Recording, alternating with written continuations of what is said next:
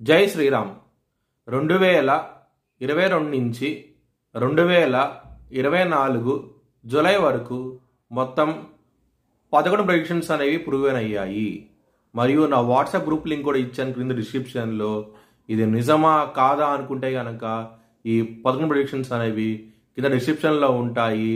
మీరు చెక్ చేసి నిజమైతేనే నా వాట్సాప్ గ్రూప్ లింక్ యాడ్ అవ్వండి మరియు నా ఛానల్ని సబ్స్క్రైబ్ చేసుకోండి. కర్కాటక రాశికి అధిపతి చంద్రుడు. కర్కాటక రాశిలో పునర్వసు 4వ పాదం, ఆశ్లేష 4 పాదాలు, పుష్యమి 4 పాదాలు ఉంటాయి. ఈ నక్షత్రం వాళ్ళందరికీ నేను చెప్పే వార ఫలితాలు వర్తిస్తాయి. ఈ వారంలో 2వ స్థానం అధిపతి అయిన సూర్యుడు 3వ స్థానానికి వెళ్ళబోతున్నారు 16వ తారీఖు నుంచి. దాని మూలంగా మీకు చాలా మంచి ఫలితాలంటూ ఉంటాయి. కుటుంబ పరంగా ఇంప్రూవ్మెంట్స్ అనేవి కనబడతాయి. ఈ వారంలో చాలా ఆనందంగా ఉంటారు. శుక్రుడు కన్యారాశిలో నిలబడతారు. శుక్రుడు బలం తక్కువ ఉంటుంది కన్యారాశిలో. ఎప్పుడైతే శుక్రుడు కన్యారాశిని తులారాశికి వెళ్తారో మీకు ల్యాండ్స్ విషయంలో ఇంప్రూవ్మెంట్స్ అనేవి కనబడతాయి. ల్యాండ్స్ వాహనాల విషయాల్లో కొనే అవకాశం ఎక్కువగా ఉన్నది. చాలా ఆనందంగా ఉంటారు. 5వ స్థానం అధిపతి అయిన కుజుడు 12వ స్థానంలో ఉన్నారు. లవర్స్కి ఇబ్బందికరంగా ఉండబోతోంది. చాలా జాగ్రత్త అంటూ ఎక్కువ తీసుకోండి. 3వ వ్యక్తి మూలంగా బ్రేకప్ అయ్యే అవకాశాలు ఎక్కువగా ఉన్నాయి. 10వ స్థానం అధిపతి అయిన కుజుడు 12వ స్థానంలో ఉన్నారు.